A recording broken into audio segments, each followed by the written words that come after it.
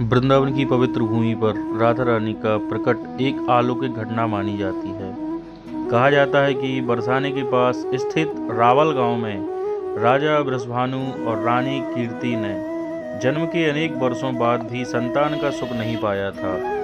दोनों प्रतिदिन भगवान से प्रार्थना करते कि उन्हें एक ऐसी संतान मिले जो संसार में शुभ और प्रेम को फैला सके।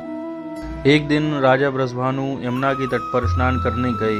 अचानक उनकी दृष्टि एक तेजस्वी प्रकाश पर पड़ी। जब वे उस स्थान के निकट पहुंचे तो उन्होंने एक शिशु बालिका को प्रकट होते देखा। वह बालिका और कोई नहीं, हमारी राधा रानी ही थी। जैसे ही राजा ने उसे गोद में उठाया, उनके हृदय में अपूर्व आनंद भर गया। वे समझ गए कि यह कोई साधारण बालिका नहीं है। उन्हें घर लाते ही कीर्ति माता को सौंप दिया और पूरा महल रोशनियों से जगमगा उठा। वहीं बालिका आगे चलकर श्री राधा के नाम से पूजित हुई, जो कि आज लाडली राधे के नाम से जानी जाती हैं। राधा रानी जन्म से ही असाधारण थी।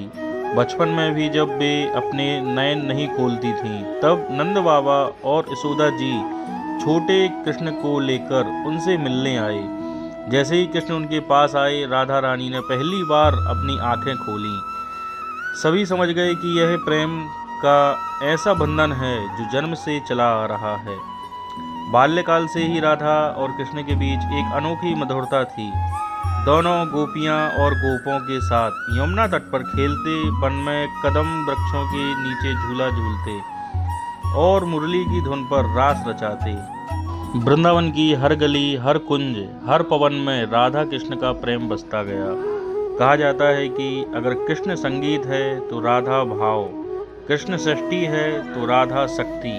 एक बार कंस द्वारा भेजे गए एक दैत्य ने वृंदावन में भय फैलाया। कृष्ण ने उसे परास्त किया, लेकिन इस घटना से गोपियां बहुत विचलित हो गईं। तब राधा रानी ने सबको आश्वस्त करते हुए कहा कि जब तक कृष्ण हमारे साथ हैं, तब तक कोई भी शक्ति हमारा कुछ नहीं बिगाड़ सकती।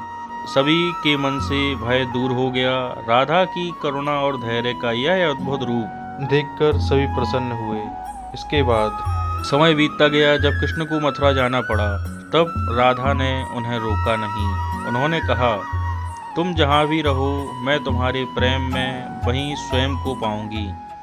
यही राधा का दिव्य प्रेम है, जिसमें वियोग भी मिलन से बढ़कर माना जाता है। वृंदावन आज भी राधा की पवित्र स्मृतियों से भरा हुआ है।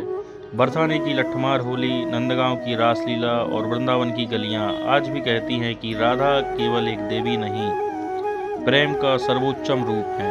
उनका नाम लेने भर से मन में आनंद, शांति और शक्ति का अनुभव होता है।